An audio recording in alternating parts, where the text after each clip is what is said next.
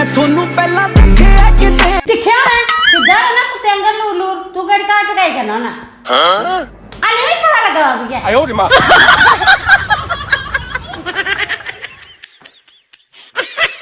मेरे हाथ में खुशबू है, सुननी तूने? रुक जा, शनाया आ रही है? हाँ एक मिनट, बस थोड़ी सी और। हाँ बस आगे आगे आगे कर, मुँह आगे कर, आगे कर।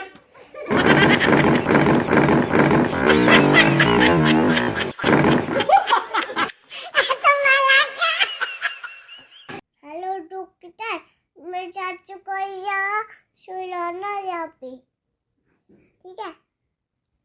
ये स्पेशल वीडियो मेरी कुड़ियां आस्ते गौर कन्नै सुनियो। जिस वेले कुड़ियां अपने घरे होंदियां ते मां आखदी तू ते पराया धन है, तू बगाने घर जाना। जिस वेले बोइये दूए घर जंदियां ते सस मीना मारी उड़दी कि तू दूए घरे आई। इस करियै मेरी तुंदे अग्गे बेनती है, खबरदार जे तुसें दियाली पर घरें सफाई कीती ते हाँ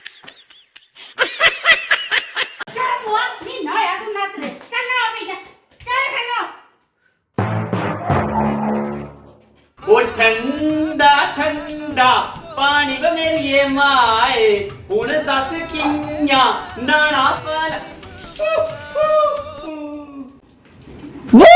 मैं तो ठर गई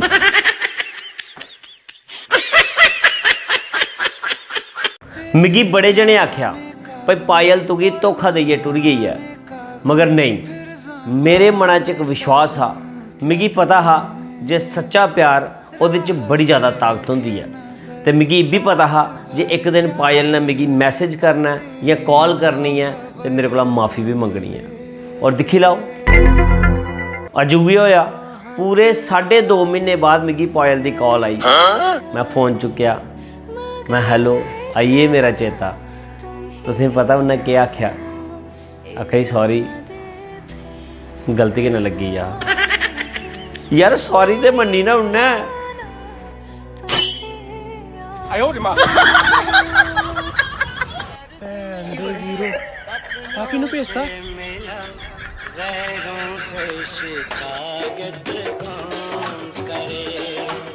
निक्के होंदे मेरी मम्मी ने मिगी एक गल सिखाई ही, भाई पुत्रा जिंदगी च जो किश मर्जी होई आग ना, हमेशा सच बोलिया, सच। ते ओ दिन होइया ते अज्जा दिन होइया। उस गल्ला गी मैं अज भी गंढी बनिए रखे दा। मगर अज जिस वेले लाड़ी ने मिगी फुलका ते सब्जी दिंदे ही पुछया भाई चखिए सनाओ कनेही बनी दी है, तुस यकीन मन्नो मेरे को सच नहीं बोलन होया। मन तां भी दुखी होया। हुण मैं फैसला करी लिया, मां oh no मैं गंढ लगा खोलन यार। हुण सारी उम्र थोड़े आए मम्मी रोटी पक्की खानी है, मम्मी रेस्ट करो तो छूट।